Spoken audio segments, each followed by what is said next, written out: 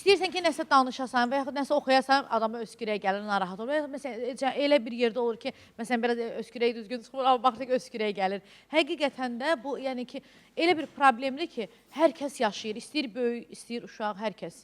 Və biz də bu problemin aradan qalxması üçün tövsiyələrə ehtiyacımız var. Xoşbəxt xanım Ağayeva Yovşan Klinikasının təsisçisi, ümumi terapevt Xoşbəxt xanımdan bu sözümü eşidəcəyik. Buyurun. İnşallah.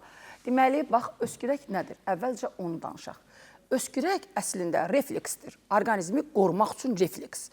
Tənəffüs yoluna düşmüş, istər infeksiya, istər virus, istər yad maddə, istər qıcıq, istər allergen faktoru orqanizmindən xaric eləmək üçün güclü nəfəs vermədir. Güclü nəfəs vermə.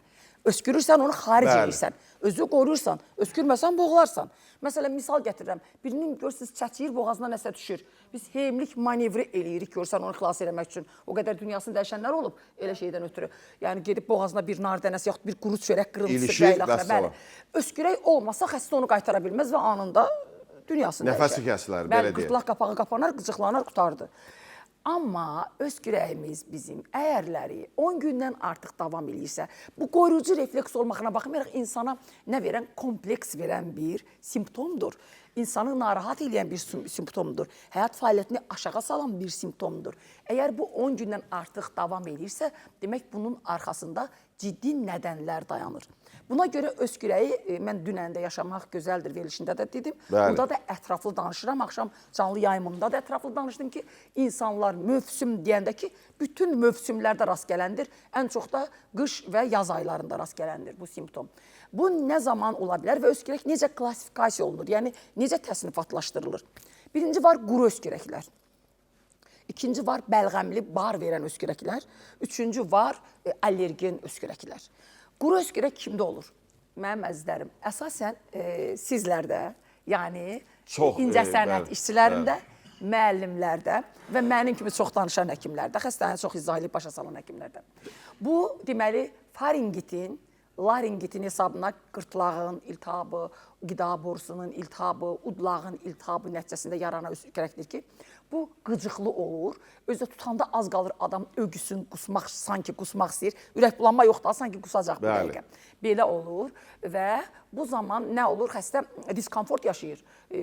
Xanım demişkən, artist oxuduğu yerdə öskürək tutur, onu kimə xoşdur. Və o cür öskürəklər səsin də korlanmasına səbəb olur.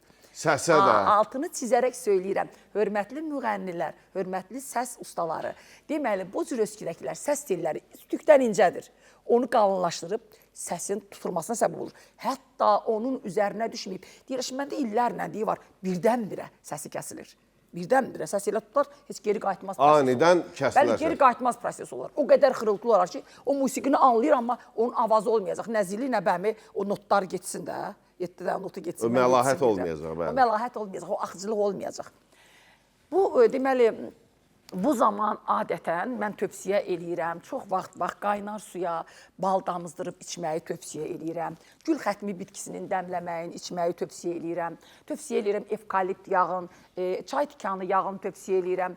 Ən çox, deməli, sar köklü, deməli, bal, süd içməyi tövsiyə eləyirəm. Təbii ki, bu həm bəlğəm gətirici, həm də yumuşaldıcıdır. Adətən deyirlər ki, boğazı duzlu suyla yaxala. Bəli, o zaman olur ki, boğaz ağrısı ilə bir yerdə rast gəlir, qripə yoluxursan, o zaman sən duzlu suyla yaxalaya bilərsən. Amma faringitin varsa quru, sənə səs lazımdır, o qurudacaq, biraz da öskürəyi artıracaq. Sonra gəlirik bəlğəmli öskürəklərə. Bəlğəmli öskürəklər zamanı xəstə öskürür, səhər, axşam, günorta, ağzı dolusu bəlğəm ifraz edir. Bəlğəmin rəngləri də müxtəlif ola bilər burada. Sarı bəlğəmlər ola bilər, şəffaf bəlğəm ola bilər, yaşıl rəngli. Şəffafın heç bir qorxusu yoxdur, onun tərkibində heç bir mikrob biz əkilik çıxmır. Amma sarı və yaşıl bəlğəmlər ciddi xəstəliklərin əlamətidir. Ümumiyyətlə, bar verən niyə öskürək deyirik bəlğəmli öskürəklərə? Çünki bunların arxasında nə dayanıb? Bunların arxasında müxtəlif xəstəliklər dayanıb. Əsasən görürsünüz, siqaret çəkmək bunu gizlədir. Necə gizlədir?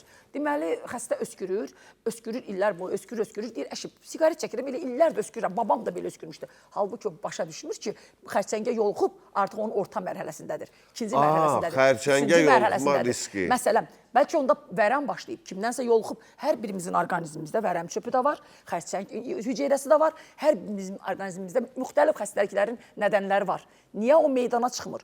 O ona görə meydana çıxmır ki, insanın immuniteti yüksək olmalıdır.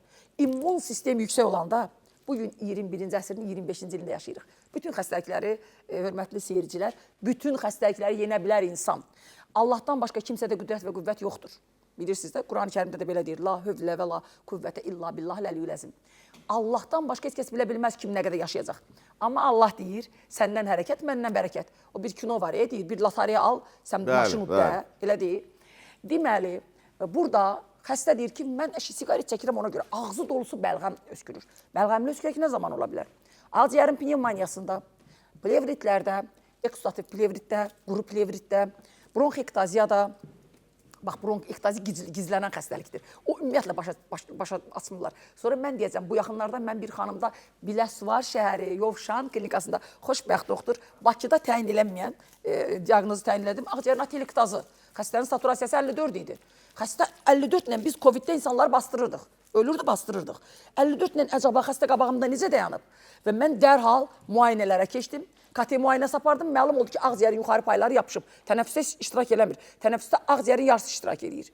Və xəstə buna xroniki öyrəşib, fitnə, Nizami Gəncəvinin fitnə əsərindəki kimi öküzü götürür, boynuna gəzdirir. O saturasiyanın emməyinə tikə-tikə, qram-qram o öyrəşib. O qədər gözəl danışır, maşallah, sinə dəftərdir.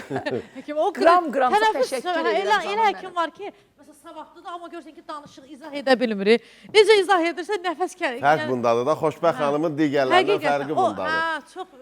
Buyurun, buyurun. Bəli, deməli o qədər qram-qram o nəfəs darlığını öyrəşir, 54 saturasiyanın gəlib mənim qarşımda oturmuşdu. Və xəstənin adı da Sehranədir, deməli Salyandandır, Sumqayıtda yaşayır. Bu dəqiqə mən onu atelektazdan xilas eləmişəm. Artıq bir ildən artıqdır bəlğəmli öskürək yavaş-yavaş kəsilmək üzrədir. Müxtəlif fizioterapiya apardıq, biz onu ambulator Biləsuvarda saxladıq, öz xəstəxanamızda müalicə elədik, oksigen verdik, azon verdik, tənəffüs hərəkətləri verdik, bronxodilatatorlar verdik, yəni bəlğəm gətiricilər verdik, bronx genəldicilər verdik. Çox şükür Allaha ki, valla məni dinləyənlər bəlkəm də, əgərləri professor Natavan xanım məni dinləyirsə, nə xoş mənə, çünki Azərbaycanın pulmonoloqudur, tibb elmlər doktorudur xanım, deməli, ağciyər üzrə. Digərlər deyə bilər, Xoşbəxt xanım deyir ki, atelektaz, bəli, mən atelektazı çıxartmışam vəziyyətdən və bu dəqiqə işləməyən ağciyərin yuxarı payda işləyir. Sonra gəlirik bəlğəmli öskürək nə vaxt olur, nə vaxt olur. Baxın, bəlğəmli öskürək dediyim kimi bronxektazi xəstəliyində olur. Bronxektaziyalar hər dəfə aşkara çıxan xəstəlik deyildir. Başa düşürsünüz? Sonra mən deməli qısa olmaq üçün deyirəm, allergik öskürəklər var. Bu hər birimizdə var. Nədir bu allergik öskürək? Mövsümə qarşı allergiyalar var. Dünən mənə xanım sual verdi, Pərvanə xanım. Bəli, bax, nəyə var? Soyuğa qarşı allergiya var. Ətraf mühitin tozlarına qarşı allergiya var. Başımızı qoyduğumuz tük balışa qarşı allergiya var. Yun yorğana qarşı allergiya var. Toza qarşı, ətərə qarşı, siqaret tüstüsünə qarşı və nəhayət bizim əhatə edən mühitdə ağaclara qarşı. Yaşıllığa qarşı. Bahar gözəl fəsildir. Adam bundan zövq alır, yaşamaq gözəldir. Amma bahardan sağlam insan zövq alacaq, xəstə yox. Xəstə boğulacaq. Deyəcək ki, bahar niyə gəldi? Xəstə istənilən anda... Ona görə ruhumuzu və immunitetimizi sağlam eləməli ki, 4 fəslin 4-ü də insan üçündür. İnsan surəsində Allah Taala deyir ki, mən hər şeyi sənə görə göndərdim ey insan. Mənə niyə görə şükür etmirsən? Yəni, bütün canlını da sənə, ətin sənə yeməyə verdim, nə bilim, tükün sənə paduşka eləmək üçün verdim, mən lor dildə deyirəm, onu ətraflı da deyə bilərəm. Mən sizə bitkilərin, meyvələrin verdim, mənə niyə şükür etmir? Bəli, Allaha şükür edib elmin gücündən istifadə eləmək lazımdır. Allergik öskürəkləri, yəqin ki, vaxtımız olar danışaram mən. Bəli, irəliyən dəqiqələrdə allergik öskürəkdən də danışacağıq və əlaqə saxlamaq üçün Xoşbəxt xanımdan 055 558 08 09 nömrəsi aktivdir. Əlaqə saxlayın, suallarınız varsa elə zəng eləyin, bir daha söyləyirəm, Yovşan klinikasının təsisçisi Xoşbəxt xanım Ağayeva ümumi terapevt olduğu üçün daxili orqanlarda baş verən bütün problemləri aradan qaldırmağa malikdir. Təşəkkürlər Xoşbəxt xanıma. İrəliyən dəqiqələrdə yenə söhbət açacağıq. Reklamlara ayrılırıq.